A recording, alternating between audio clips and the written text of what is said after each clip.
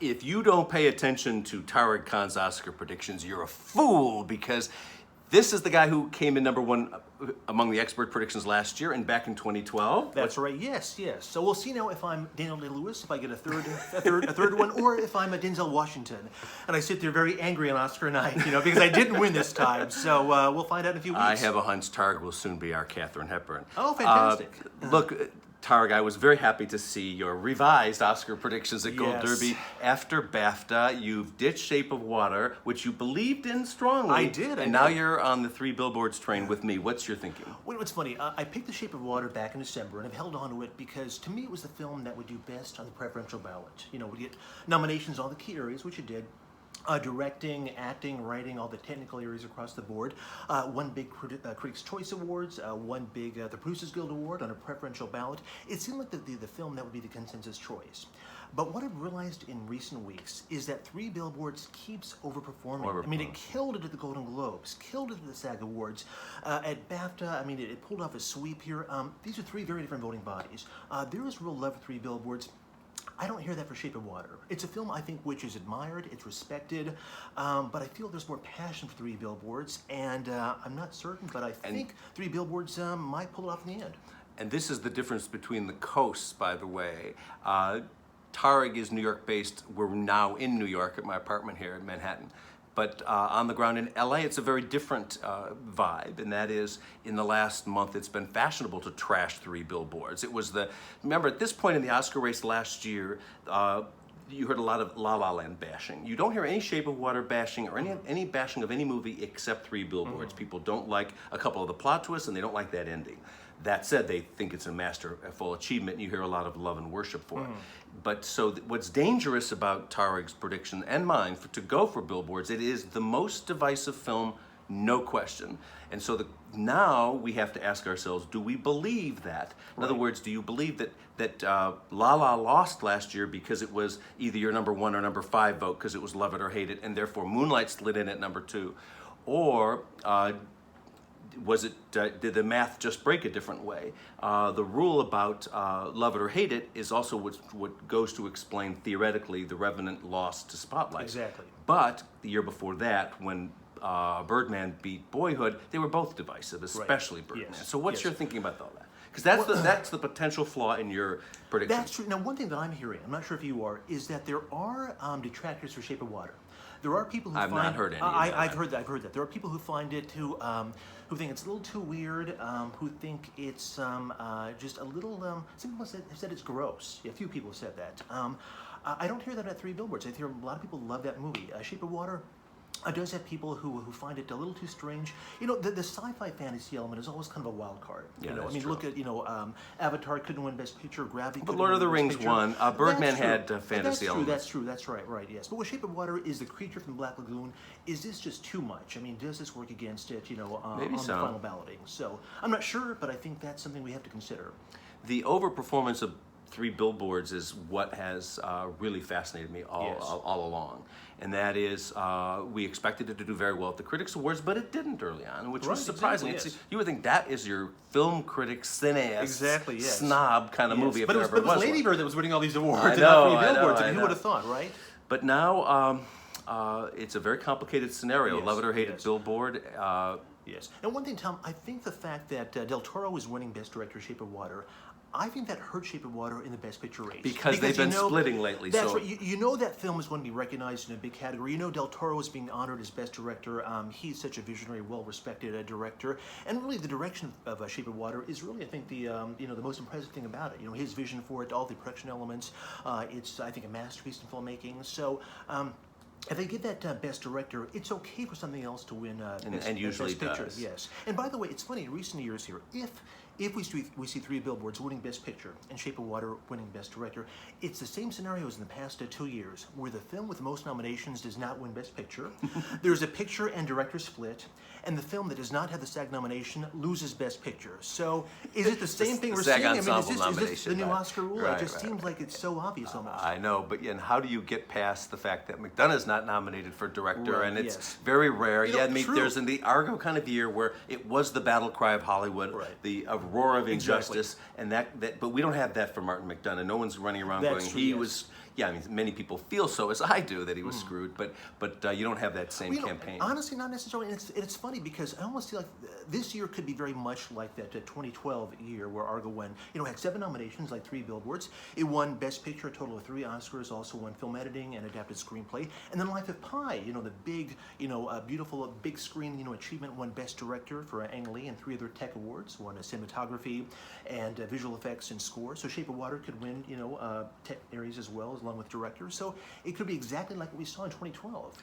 But what is not wise about your prediction is that Hey, you had the same one, Tom. I What are you know telling me I'm for? just playing So, counterpoint yes, here sure. because I've got to give you Of grief course, somehow. exactly. We can't agree or too much. our That's bad. fans will not be Yes, happy. yes. But if you could say, the Moonlight won last year because it's the one that makes me go, oh, I love it. There's kind of an emotional, gushing, romantic appeal to it.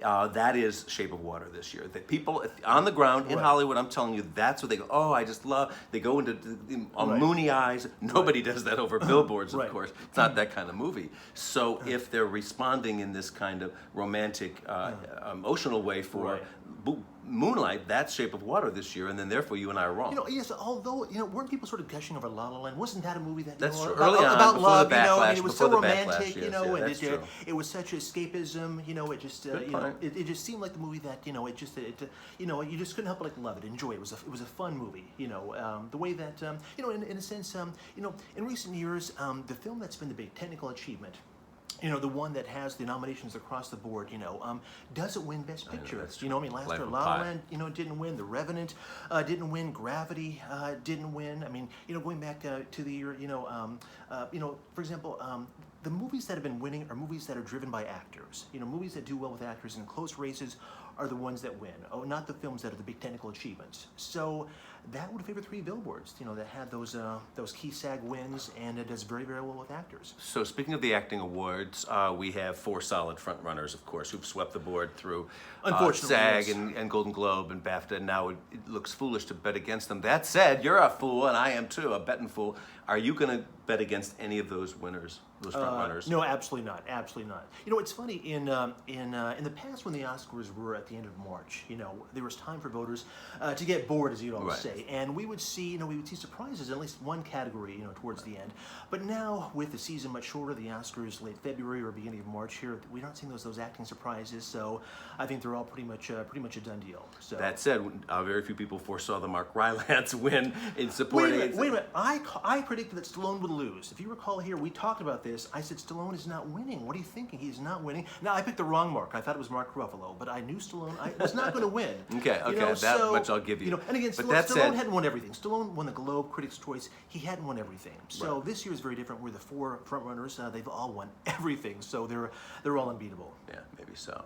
That said, Ann Thompson, one of our other Oscar experts, is of the mind that Oscar voters do think of, I'll give that picture something. And so if you have to give Lady Bird something, that's where she's betting on the upset for Lloyd Metcalf. Right. Whether or not it comes through. Well, it's funny how we all keep joking about Allison Janney and how she's everywhere. Daniel Montgomery said that on the flight to the BAFTAs. She was on the plane passing out peanuts. In fact, we ordered pizza a little while ago, and Allison Janney delivered the pizza herself. Yeah, she was late this time. Yes, the exactly. bitch. Yes, and she forgot the anchovies. But Allison Janney, she's everywhere. She's won it. I'm sorry, Lloyd Metcalf, she was great, but there's just no way we're going to see her pull off an upset. I know, but what about Sam Rockwell? There is a possibility there. He's nominated against the co-star. Right, yes. And there's the Christopher Plummer issue. Yes.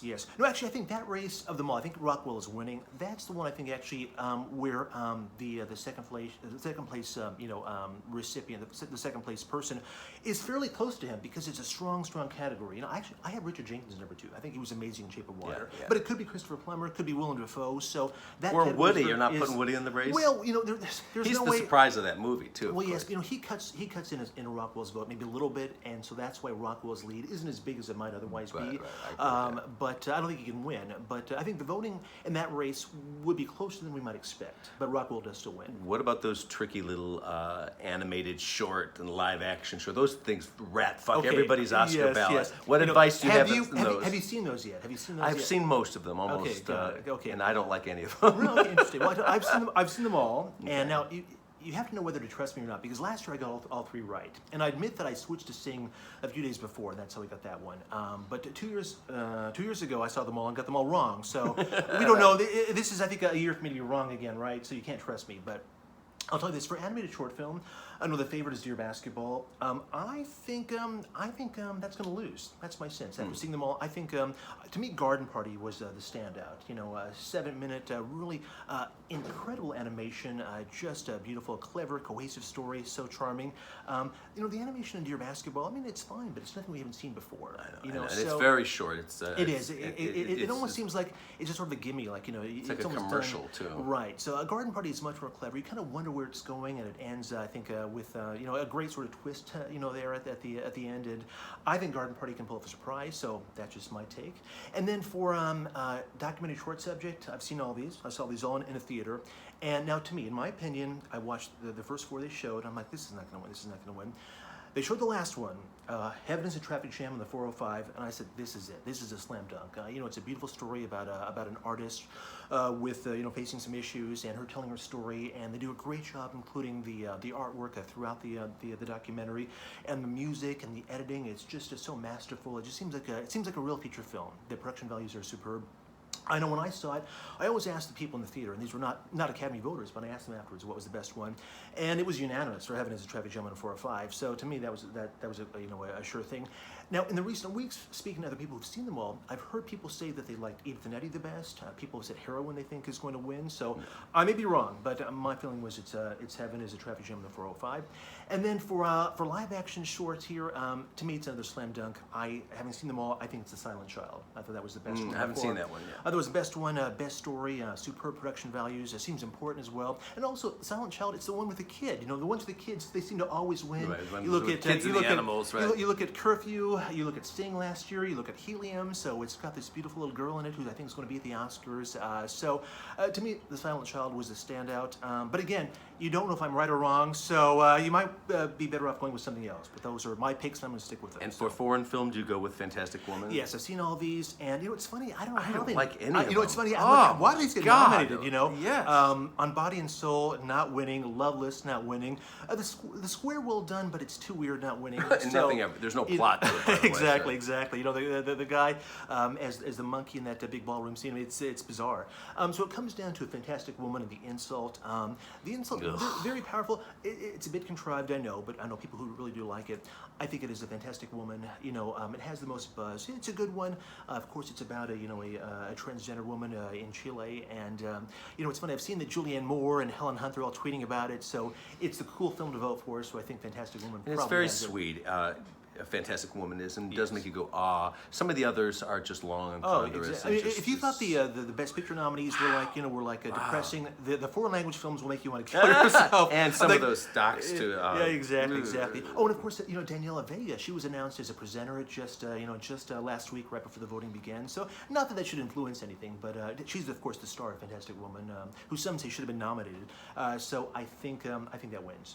And what wins documentary feature? You know, it looks like it's Faces Places. You know, I've seen them all, and it's not my favorite. I know it's not mine either. Yeah. But I would. What would you vote for? I would have voted for either City of Ghosts or for Jane, and they weren't nominated. I'm not sure how. I'm not sure how they were left out, and Strong Island made it in. So it's funny. You have a sort of 4 serious documentaries in there, and Faces Places. You know, about photography and artwork, and it's, as I've said, it's the one. It's the one fruit in a basket of vegetables. So it's hard to see Faces Places not winning, especially since Agnes Varda received that honorary award as well. It just, how could they not give it to her? Okay. So I'd be shocked if Faces Places lost. Okay. So, well, that said, don't believe anything we say because we don't know anything. Yes. But especially this guy. That's right, and especially now. I'm really in a pickle about this year's predictions. So give us yours. They really matter. Go to Gold Derby. Your predictions impact our racetrack odds, which impact how everybody else does too. So your view is very important.